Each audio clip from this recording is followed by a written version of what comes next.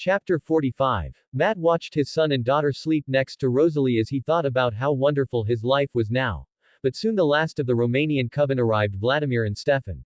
Both had easily used the trees to escape the wolves, which showed their strength was beyond normal vampires. Matt remembered these two were more than 2,000 years old. The Romanian coven is one of the oldest vampire covens in existence. This coven is located somewhere in Romania, known as Dacia at the time of its founding. It was the original ruling coven before the Volturi overthrew them with their supernaturally talented guards, in a war between 400 and 500 AD. After their loss of the power, the coven now consists only of Vladimir and Stefan. The Romanian coven was located in Romania. In ancient times, a group of ambitious vampires called a truce to the usual squabbling between small covens and joined forces for the purpose of gaining power. Their ambition allowed them to overcome their competitive drive and cooperate. Eventually, the Romanian coven became the largest and the ruling coven of the vampire world. The coven consisted of a guard and subordinates, the majority of the coven though concentrated on physical strength, with most of its members being physically imposing vampires. During their rule, the coven, as with most vampires at the time, did not bother keeping their existence a secret. They willingly let the people of Romania know they were vampires, on par with the Egyptian coven. The humans were delivered to them, and if they were pleased enough, the Romanians would choose to change them. But when the Volturi came to power, the Romanians were usurped after almost a century of warring against each other. Their downfall originated from their underestimating the advantage of supernatural abilities that existed in some vampires, which the Volturi had collected. 3 members, Stefan, Vladimir, and Vladimir's mate, escaped execution when their castle was destroyed. While both sat on top of Rocken without any fear, mocking the wolves when Carlyle and the other vampire find them. As Carlyle questioned, Vladimir, "Stefan, you're a long way from home." Kate asked, "What are they doing here?" Vladimir smiled and answered, "We heard the Volturi were moving against you. But that you would not stand alone." Carlyle spoke up, "We didn't do what we were accused of." Vladimir was not interested, just replied, "We do not care what you did, Carlyle." Stefan, "We have been waiting a millennium for the Italian scum to be challenged." Carlyle, "It's not our plan to fight the Volturi." Vladimir with mocking tone said, "Shame. Arrow's witnesses will be so disappointed." Stefan nodded and replied, "They enjoy a good fight." Eleazar was confused and questioned, "Arrow's witnesses?" Matt sighed and said, "I was going to tell you this. I had gotten info about Volturi recruiting witnesses, but all of them are joining them out of pure fear or at a chance to join them." Matt knew for a fact, Marcus and his group stayed out of this. But Jane and Alec had to act as they are still under Arrow's thumb. After all, both were really angry here. Vladimir was slightly surprised hearing this boy heard about this. Eleazar was worried and said, "When Arrow wants someone from a coven, it's never long before evidence turns up proving that coven committed some crossing." Me. Bella questioned, "So he's done this before?" Matt spoke up, "Multiple times, hides it behind the facade of doing justice. I read his mind when I was at the Volturi. The bastard will go the extreme just to keep his power. After all, he even tried to kill his own sister." Eleazar muttered, "I never realized it was a pattern." Carlyle with frown said, "Yes, he always pardons one person whose thoughts he claims are repentant." Eleazar added, "This person always has an ability. And they're always given a place with the guard." Edward with a frown said, "This is all about Alice. He has no one like her. Also, he now eyes on Matt too, whose ability makes him the most wanted."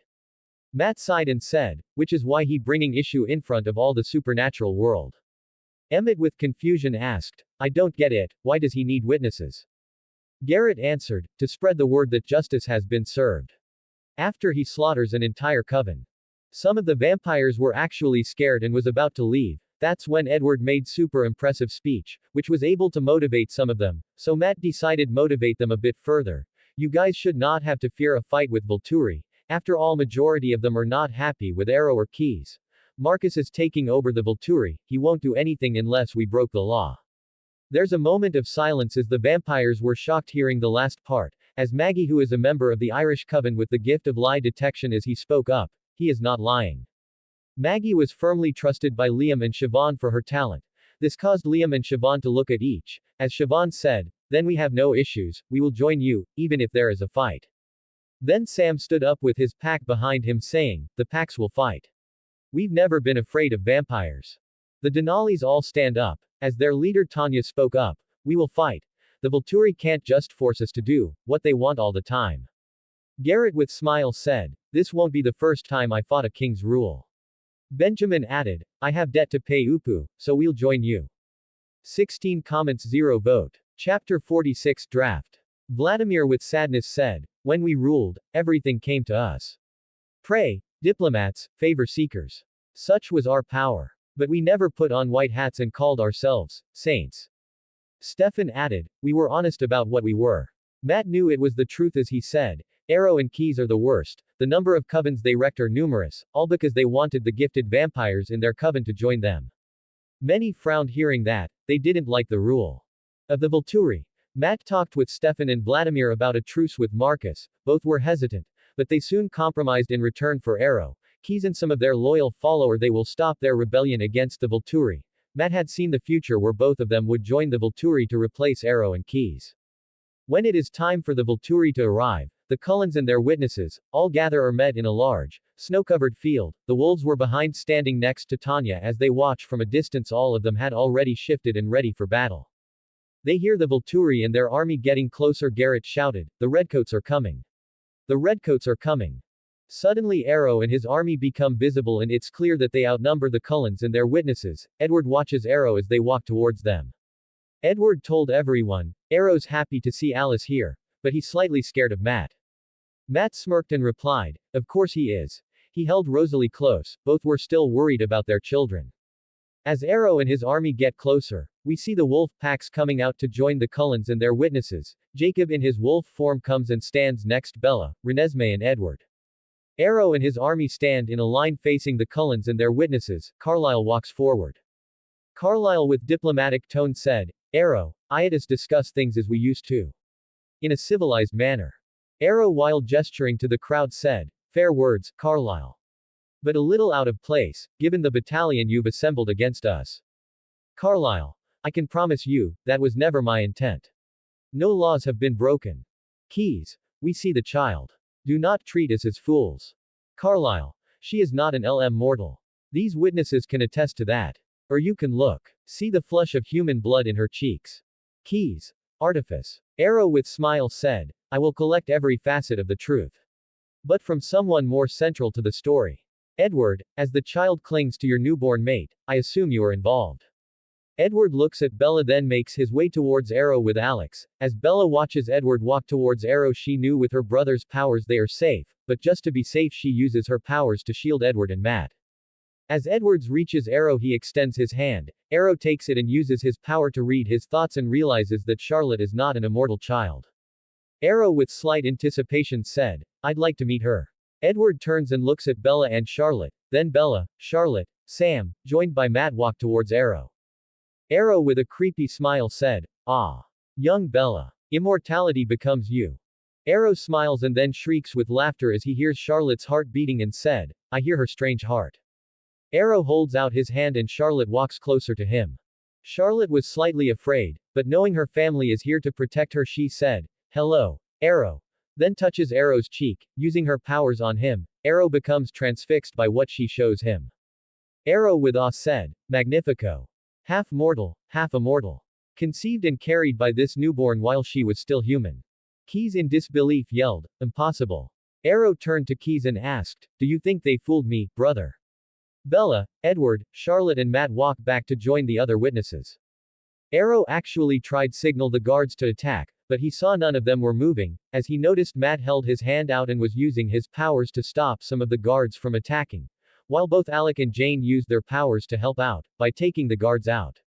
But Arrow didn't expect Marcus as he actually grabbed Arrow by the throat and lifted him in the air, while Demptree grabbed Keys. The vampires who were loyal to Arrow or Cause were easily subdued by Jane and Alec. It was a shock as Arrow trying to get out from Marcus' grip spoke, come on brother, this is not you. Marcus growled and said, don't call me brother after what you did to my mate, your sister. You don't have the right call me that anymore. Arrow was shocked as he didn't know how Marcus knew about Didym, that when out of the wood Didym came out. Arrow knew then and there his game was up. After all Didym would have revealed to Marcus the truth about what happened to her. The same was done to Keys and even his wife was torn to pieces. Many of Volturi were actually thankful to Matt as they had the side effects of Corin's power which anyone who gets exposed to this power will feel content. and even happy, regardless of his or her situation, be it boredom or an endless time in captivity. However, those who are exposed to this gift for too long will become addicted to it. They may begin to feel uneasy without being exposed to it for a certain period of time. The withdrawals make a cold one go crazy if they can't overcome it. Before Arrow could explain, he was ripped to pieces by Marcus. While Didymu looked away, Dimitri created a pyre through both them to burn the ones who were loyal to Arrow and Keys. 9 comments 0 vote. Chapter 47. Everyone was rejoicing at the victory over Volturi. Alec, Jane and Dimitri gave Matt a nod after Marcus told them how it was Matt who freed them. Arrow's forced loyalty bond. Matt was now interested how the Volturi will proceed with their future. It was interesting to see. The Cullens and their witnesses watched as Vladimir and Stefan leave with the Volturi. Everyone else rejoices in the fact that they did not have to fight the Volturi. They actually won, and by the looks of it the Volturi under Marcus was going to be different. Back at the Cullens' house, the witnesses are saying goodbye and leaving. Matt standing behind Rosalie as he presses his torso up against the back of Rosalie and wrap your arms around her. Rosalie leans back enjoying the warm comfort of the hug while watching Elijah and Gabriella was playing with Kate and Irina. While Charlotte was she speaks to Safrina and Serena. Edward, who walked next to Matt, spoke up. You know, without you, I doubt we would ever such have a beautiful family. Matt smiled and replied, you guys would still be happy. Edward rolled his eyes and said, just take the compliment already. Matt shrugs and replied, okay, whatever you say. Bella, who now next to Edward as he put your arm around her shoulder holding your girlfriend against you, and as Bella rest her head on your shoulder while muttering, they are gonna be around for a long time. For Bella everything was perfect, she had everything in her life she could dream for, and her brother was actually finding a way to make her father and Sue immortal without turning them into a cold one. If that becomes a success, then he didn't have to see her father die of age too. Matt would create the med bay, which you simply has to lie down on it, and then the med bay will automatically scan for any diseases, ailments, or conditions, and automatically rebuild the body to remove the problem. The med bays are seen to be able to rebuild broken bones, aging hair or facial wrinkles, even cancer, and rebuilding a normally fatal injury as long as the brain remains intact. It is even said to be able to reverse the aging process, making the people with access to a med bay effectively immortal. However, if the brain and central nervous system are damaged, the victim is beyond the capacity of the med bay to heal. So Matt would remove th age-altering feature and introduce it to the public. Edward smiled and replied, a very long time. I'm glad we have each other. Bella, hearing this, smiled and gave Edward a kiss on the lip. Then Gabriella runs into Matt's arms yelling, Daddy. While Elijah went and hugged Rosalie. Charlotte joins them. Bella takes Charlotte's hand and puts it on her cheek to listen to Charlotte's thoughts while saying, yeah. We're all gonna be together now. As Charlotte hugs Bella, Alice watches them in the distance. She has a vision of Gabriella, Elijah and Charlotte all grown up. All of them were with their respective mates and they are happy together. It was every happy future. It was similar vision she had of Bella and Matt. Alice saw how Edward, Bella, Matt and Rosalie in the vision as they joined their children. Then Alice looks at Edward and Alex. Both of them saw the memory. They smiled at her as he reads her thoughts, seeing her vision of children all grown up and happy. The future was great. Matt also viewed the future of Jacob and Volturi. Everything was okay. Jacob, after finding his imprint, actually moved on from Bella and actually went on to be a mechanic. Volturi, actually with help from Matt, was able to hide the supernatural world without too many incidents. Also under Marcus, Volturi was actually more respected by the covens as there was no raids for gifted vampires from time to time. Marcus wanted Matt as an advisor to the Volturi, and he also wanted to invest in Matt's ventures. Matt was okay with it, as he wasn't going to say no, as Volturi had a lot of money and influence. This would lead to humans getting a subtle push towards intergalactic travel, thus leaving many cold ones to having Earth to themselves. This was just one of the options, as they also was able to travel to another planets with fascinating alien species. One of the planet was called Pandora with giant blue monkey-like being. The ender is it. 11 comments 0 vote. Chapter 48 Draft. The tech in medical scrubs floats weightlessly around Gabriella, who squints as the lights flicker on, revealing cryo vault as med techs pull themselves about in ZEROG, tending to Elijah, who was checking through his hollow pad as he turned to see his sister awake, so he gave her "you okay" gesture. Gabriella smiled and gestured "I am good," she with a hoarse whisper. "Are we there?" Medtech smiled and replied, "We're there, M. Swan. Your brother is waiting for you." The medtech floats among them, using his announcement voice explained, "You have been in cryo for 5 Years, 9 months and 22 days. You will be hungry, you will be weak. If you feel nausea, please use the sacks provided for your convenience. The staff thanks you in advance. Gabriella pushes away from her capsule, gliding to the personal locker across the aisle as Elijah slowly glides next to her saying, "We are going to arrive in Pandora soon, it's been some time since we saw either mom or dad." Gabriella nodded. She missed her father a lot. It has been 10 years since they last saw each other face to face. After his company became huge, intergalactic travel and hiding the supernatural world from THS humans caused him to be busy, while he always tried to make time for both of them. Future Tech became too big, that dad had influence to create a separate colony in Pandora, but he was not alone. This was another organization called the Resources Development Administration, or RDA, is the largest single non-governmental organization in human space. Its power is such that it outmatches most of Earth governments in wealth, political influence, and military capability. The RDA also had shared monopoly rights to the products shipped, derived, or developed from Pandora and any other off-Earth location. While Future Tech didn't mine unbotanium, instead they focused on the species present on the planet. The planet Pandora had a human-like species called Navi. But with time they were able to gain their trust, thus they showed places with great unobtainium deposits. It was huge gain. Unobtainium has no use to the Navi, as their laws forbid them from mining the Earth for metals. Against the cold infinity of stars glides an interstellar spacecraft ICUV star. As it moves past like an endless train, we realize this thing is enormous, over half a mile long. We see a gas giant planet called Polyphemus, ringed with dozens of moons which cast beauty-mark shadows on its vast face. The ICUV diminishes away from us toward the largest moon, a blue and surprisingly Earth-like world called Pandora.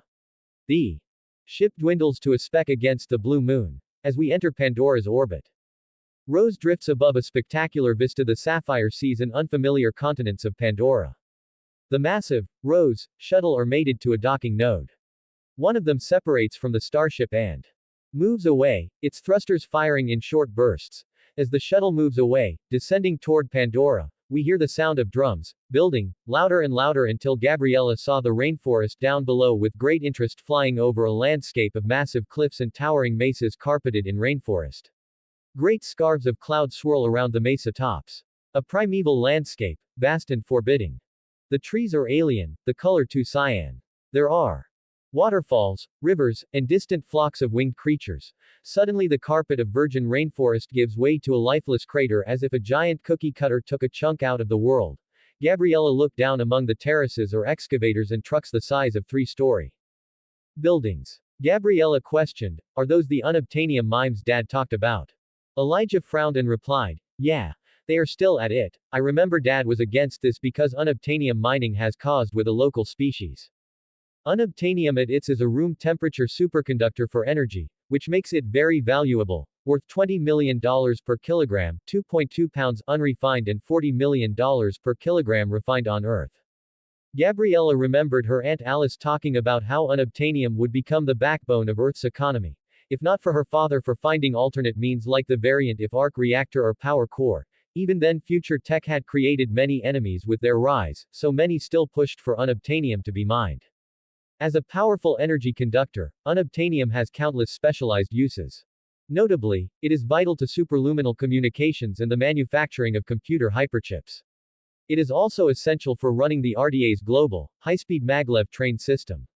Perhaps most importantly, unobtainium facilitates the containment and direction of energy in the matter-antimatter annihilation system, which propels ships like the ISV Venture Star or ICUV, enabling them to travel at incredibly fast speeds and reach the Alpha Centauri system in as little as 6 years. So without unobtainium, interstellar commerce on a massive scale would not be possible. Unobtainium is not only the key to Earth's energy needs in the 22nd century but the enabler of interstellar travel and the establishment of a truly spacefaring civilization. 6 comments 0 vote. I have question. Should I use Matt's ability to change cold ones into half-humans upgraded, that making him have the ability to make cold ones or humans a Navi? I mean, when you are on Pandora you should experience it as Navi, basically making Matt and Rosalie a Navi, flying a Ikran, etc. The second question is what to do with Jake Sully. 8 comments 0 vote. Chapter 49. Elysium is a cluster of squat concrete and steel structures surrounded by a barrier tech. At the corners are towers with automated sentry guns swiveling on servo mounts. Elijah could see beyond the gun towers. The Rose shuttle roars in across the treetops. The vectoring nozzles change angle, bringing the ship to a slow hover. The shuttle hovertaxiing across the compound. The crew chief stomps down the aisle explaining, everyone exopacks on. Elijah and Gabriella don their exopack breathing gear with practiced moves. The crew chief with serious tone said, remember both of you, don't lose your mask, you're unconscious in 20 seconds and you're dead in 4 minutes. Let's nobody be dead today, it looks bad on my report. Now exopack on, let's go. Beneath the shuttle air blasts outward for a 100-meter radius as it settles onto its landing gear. Both of them carry their duffels ready, they tense, expectant faces in breathing masks. The cargo ramp opens with a hydraulic whine. Crew chief smiled and said, I am sure you father and mother is waiting for you both, but if you get lost go directly into the base. Do not stop. Go straight inside. Elijah and Gabriella who double time down the ramp. They jog across the exposed apron toward a walkway covered in chainlink which leads to the complex. Inside the chainlink tunnel are a couple of Navi who are approximately 10 feet tall, with smooth, striped cyan-colored skin, large eyes, and long, sweeping tails. Their bodies are more slender than humans. They were talking with each other, all of them were wearing human clothing. Elijah's eyes were lit up with excitement saying, those are Navi. I remember Dad talking about a project called Avatar in which the Avatar program enabled the humans to explore the remote and hostile environment of Pandora without endangering human life. Essentially, the Avatar program used biological human Navi hybrid bodies called avatars. The link beds, as well as customized nanotech receiver transmitter nodes grown into avatar brains from their earliest blastomere stage of development, human drivers can now operate their avatars at distances of tens of kilometers. Gabriella nodded and added, Dad was pissed of it Dr. Cordell Lovecraft for trying RO dissective Navi specimens RDA captured, when they had the tech to easily understand the biology throughout the scanning tech. Although whole project is shared by RDA and Future Tech because of Dr. Grace Augustine's involvement. As both of them see their parents Matt and Rosalie Swan waiting for them with smiles on their face. Gabriella went hugged her father, while Rosalie hugged her son. Both of them really missed their children. Matt with a smile said, let's go inside, then we will talk. Gabriella and Elijah nodded as all of them went to Matt's personal quarters. Matt brought some coffee and after talking about their life. Matt asked, so what do you think about Pandora? Elijah with smile said, it looks incredible, but we will have explore more. Gabriella looked around, saw many pictures with some having a copy of Dad and Mom as a Navi smiling stating next to what looked like the local Navi tribe. This noticed by Elijah as he asked, did you call us here to be part of the Avatar program? Matt smiled and nodded as he gestured them follow. Both of them followed their parents. Soon they enter the BIOLAB, a large lab complex with many adjoining rooms. Matt with smile explained, just like you guessed, you both are here to drive these remotely controlled bodies called avatars. They're grown from human DNA mixed with DNA from the natives here. As their grandfather Carlisle Cullen was main head of research team, Carlisle on seeing the twins, smiled and gave both a hug while saying, good to see both of you are here. The nearer has the sides removed, revealing a ceiling height acrylic tank. Elijah stops to stare, and Gabriella walks past him as if drawn by some unseen force, toward the amnio tank. There is a figure floating languidly inside, which looks like a woman. A very large, very blue, woman. The blood circulates through a synthetic umbilical in the abdomen. As the figure turns in the amniotic fluid, we see that it has a lemur-like tail. The skin is cyan blue. Long black hair drifts, graceful as they could see it slightly twitching from time to time. Elijah grinned and muttered, damn. This is so cool. Chapter 50. Matt watched as both his children looked at the avatar in fascination as he spoke up. You are going to be trained by Dr. Grace Augustine in everything from Navi language to traditions. This whole project is a cooperation between the two companies. Matt and Rosalie took the twins to Link Room, contains a dozen psionic link units, which look like pods crossed with MRI scanners. Rosalie explained, Grace Augustine is a good friend of ours. She's the head of the Avatar program, and she wrote the book on Pandoran botany. She has been working with us for a while now. Dr. Grace Augustine sits up in her link, stretching and cracking her neck after a long session. She's 50, with a strong face and fiercely intelligent eyes. Grace was very good friend of Rosalie and Matt. They trusted her so much that they showed her the medical bed, which was something that stunned Grace, who decided to use her better her health since she was addicted to smoking. Grace was younger than before. She didn't use it to make herself too young since that would cause herself to draw too much attention. Grace stands, scowling, as Matt, Rosalie, Elijah, Gabriella and Carlisle approach. Grace seeing Matt and Rosalie gave each other hug, while saying, "Your link units are 1,000 times better than the RDA ones." Grace smiled a little seeing both Elijah and Gabriella, while saying, "So your children arrived." She studied both of them and continued, "Your father talks about you a lot. If he is not exaggerating, both of you are genius since you know everything about Pandora. Only thing you would need is first-hand experiences and some information about Navi traditions." Gabriella and Elijah nodded, while Grace looked at Matt with a sigh and said, "You know, I really wished to be in your company after the last fiasco." Matt and Rosalie nodded with grim look, remembering how some Navi students under Grace were almost killed, and among them was Sylvanan Te Skaha Moatite, who was the daughter of Atukan and Moat and the older sister of Neytiri. She was a member of the Omadakaya clan and Asahikin training. She was a student of Grace Augustine after the establishment of her schoolhouse, along with her sister, Neytiri. Grace described the pair as her two best students. In 2152, Sylvanan stopped going to school because she was angry about the RDA's work on Pandora, and one day she and a few other young hunters set a bulldozer on fire and fled to Grace's school. The whole thing was because RDA crossed a region which was marked by the FutureTech as no-go zone. When RDA soldiers came to the school and attached, if not for Matt and Rosalie being there and the defensive measures around the school provided, the students would have been killed, and Sylvanan, being the daughter of the leader of the Omadakaya clan, would have caused huge issues. The thing caused a huge backlash back on Earth when the new leaked. Whole government pretty much pressured RDA to not involve heavy weaponry attack unless needed.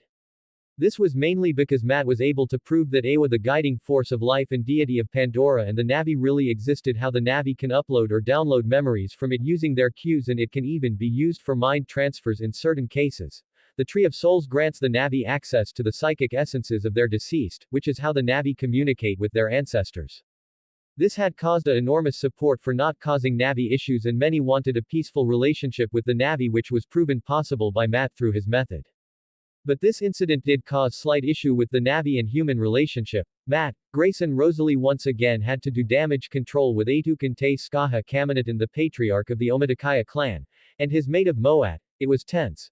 But thanks to Matt protecting his daughter, he came to an agreement that RDA would enter the lands they marked as sacred. It was huge hit to RDA, who had to agree with the demands because for the pressure from government and the public.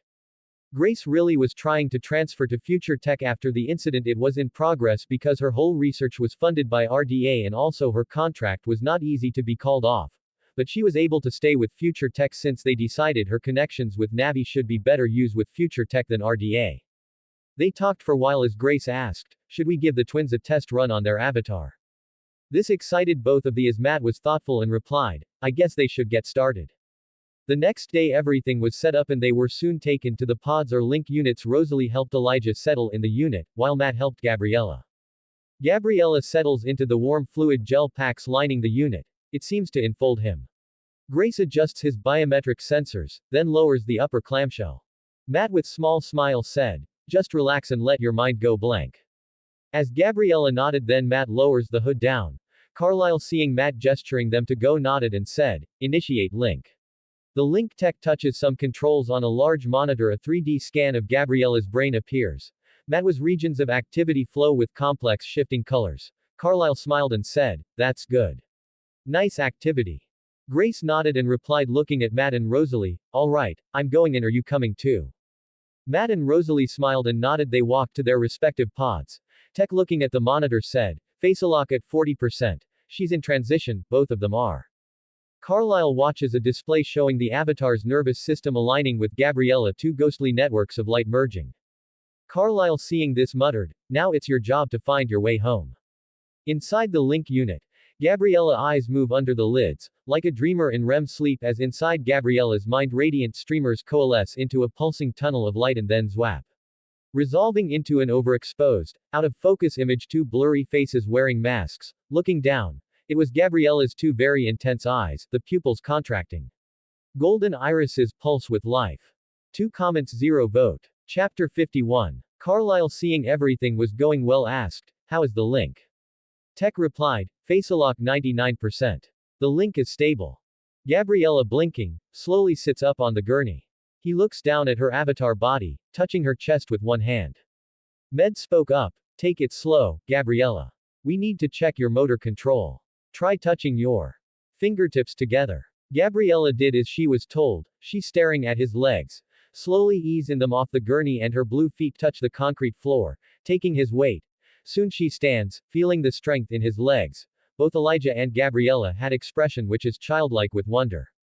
Gabriella saw Elijah was also up. He was going through standard checkup looking down at the med techs, who seemed the size of children next to his 9 feet tall frame.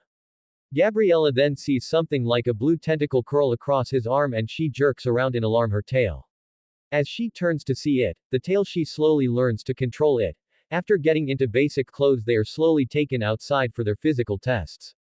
When outside both were blinking in the morning sun. They finds themselves in the Avatar compound, a living and training area. Nearby, a couple of avatars practicing archery and stuff. Others go about their daily activities around the compound. Elijah even saw somewhere riding dire horses. It was amazing. That's when both of them heard their father's voice. It seemed both your avatar bodies is in working condition. They both saw their father and mother in their respective avatar bodies. Matt, Avatar, was athletic as his human form, wearing a black round neck vest and track pants. While Rosalie, Avatar, was very much similar to her human counterpart, just leaner, wearing black tank top and denim shorts. Elijah the compound garden, and stops amid neatly tended rows of alien plants. He looks down, wiggling his toes in the warm soil, then inhales deeply, reveling in the alien smells, earth, plants, the nearby forest. He looks everything in fascination. This is just amazing. After all, being a immortal with almost unbreakable body does make you unable to enjoy life. They hear a voice from behind. Motor control is looking good. Everything seems okay. Elijah and Gabriella turns at the familiar voice to see a statuesque female avatar walking toward him. It was Grace. Avatar is magnificent, with panther thighs, flat muscular stomach and firm athlete's breasts. She wears shorts and a t-shirt. In human years she would be about 25. Elijah nodded, his eyes lit up with excitement, and questioned, "You have dire horses here?" Matt nodded and answered, "Yeah, we have them. The Na'vi allowed us to have our own dire horses. But to make sure we don't harm them, one of their people will always come here every month to check them." Dire horses, Na'vi name. Poly, or nectarivores, vaguely horse-like in appearance, with very long necks and small heads. They are roughly the size of an elephant. Rosalie, seeing her son's excitement, said, "You should see the mountain banshees then." Grace, with mock frustration, added, "I don't know how both of you fly in those things." Grace was good with dire horses. She didn't try the banshees as she was not a warrior. She did have very good relationship with Moat. Bonding with a banshee and becoming an Ikran Makto is a dangerous and required rite of passage for Na'vi warriors in some clans, including the Omaticaya. Gabriella and Elijah looked at each with excited about the riding banshees. That's when Rosalie spoke up. "You know, Alice, Jasper, Emmett and Gigi are going to be arriving soon." Elijah and Gabriella nodded. They missed their uncles and aunts. Matt had sent Jasper, Alice, Emmett and Gigi on negotiation missions with the clans. Alice with her visions helps a lot in these aspects, and Jasper had very good relationships with horse clans in the plains, mainly the Olangi clan, because they remind him on his time in Texas. Also, Jasper and Alice had son named Theo, while Emmett and Gigi had a daughter named Caroline. The clans of Na'vi are spread all across Pandora. Anarai clan, formerly renowned as artisans, this clan was almost completely wiped out by humans. Hulanta clan living in the wetlands, in contact with a forward base. Hyutakaya clan, a clan that favors viper wolves. Leona clan, a clan near human factories, where the land is dying. Kekunan clan, an old clan, and the first to ride banshees. Mangkwan clan, a clan close to the Omaticaya, known to be very welcoming to all who seek refuge there. Metkayana clan located on the reefs of the Pandoran Ocean. Niev clan, the first ever Na'vi clan. Olangi clan, one of the horse clans of the plains. Omaticaya clan, a jungle-dwelling clan that lives in Hometree, nearest to the RDA's mining operations. They are very close with future tech. Retanu clan, unseen clan living in the arid highlands. Takami clan, a clan renowned for their knowledge of chemistry, they even appear to have their own writing system. Tairangi clan, a clan living in the Eastern Sea region. Tipani clan, one of the first to make contact with humans, renowned for their strength and use of armor. Tomakatha clan, a clan that is known for their love of banshees. 2 comments 0 vote. Chapter 52. Matt and Rosalie made sure get their children through the physical test and even introduced them to rest of the Avatar program members. In the Avatar Longhouse, Gabriella sits on a wooden bed in a long hut of tropical-style construction beamed ceiling, open sides covered by screen. Around her were Elijah and the other avatars are bedding down for the night, pulling insect netting around their cots. In one hand, Gabriella holds the end of her long braided queue of hair. Gabriella the ends of the hair ride slowly with their own life, like tendrils of a sea creature. Matt seeing this said, "Don't play with that, I know. They look kind of freaky. But they ain't important." Gabriella nodded as Elijah explained, "They are very important. Most Pandoran life forms possess one or two cues, encased in a neural whip. They are actually extensions of the Pandoran creature's nervous system. When a creature connects these tendrils with that of another being, it enables mental communication between the two entities and the sharing of information, including memories, emotions, and sensory input." Gabriella's eyes lit up in fascination. She was really getting into studying everything related to Pandora.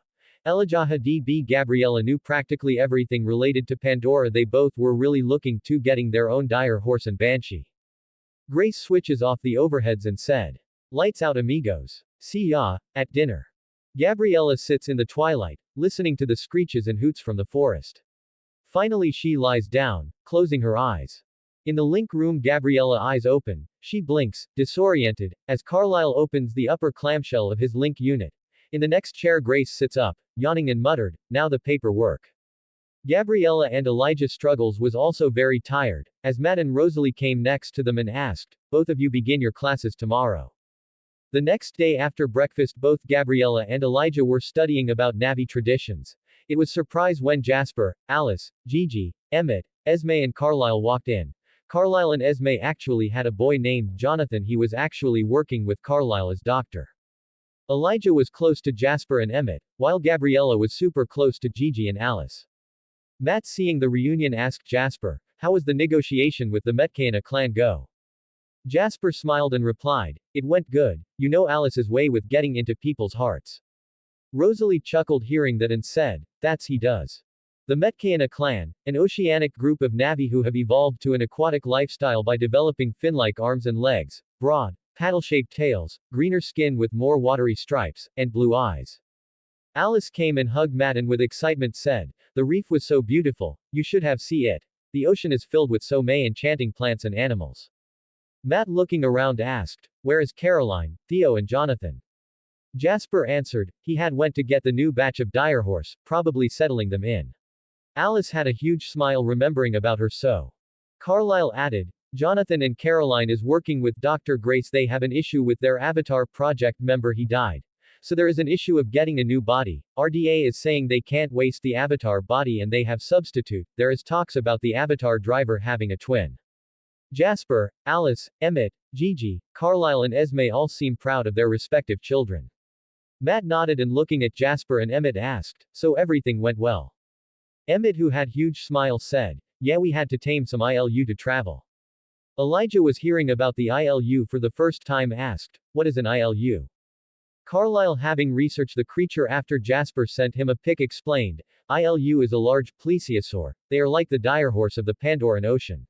With multiple fins, flippers and a long, streamlined shape, this aquatic pack animal serves the reef clans like dire horses serve the Na'vi clans of the forests, jungles and plains. Jasper brought up his communicator and it showed a holographic image of ILU. It was sleek and lithe aquatic reptilian specimen with a long neck, 6 flippers and rudder-like tail. 4 eyes and 2 Q antennae-like neural whips extending from its temples. Jasper added, "They are very much like horse, so I live them very much." Gabriella was interested in this new clan asked, "What about the Metcalfe clan? I haven't heard about them." Rosalie smiled. Abid said, "Pandora is filled with species and subspecies we haven't recorded." Gabriella and Elijah nodded as Jasper explained, Metcalfe live along the shores of the Pandoran oceans, on islands or near the mainland, primarily in villages called marui which are built into the roots of mangrove-like trees spanning the islands. Their homes hang directly above the water presumably for easy access for swimming. Massive seawall terraces, similar in appearance to travertine terraces, guard the villages from strong waves and provide an easy place for the clan to fish. The Cove of the Ancestors is an area sacred to the Metcalfe. Emmett showing a tattoo added, the clan practices the art of tattooing. Emmett and Jasper easily go along with said clan. They decided make both honorary members of the clan. It was mainly because Alice was able foretell many future events. They were obviously suspicious at the start, but they soon saw everything she foretold came true. All of the Cullens loved Pandora as this place was new and enchanting. It was also provided them with a feeling of being mortal again. It didn't take long as Theo, Caroline and Jonathan came by. All of them were close with Gabriella and Elijah.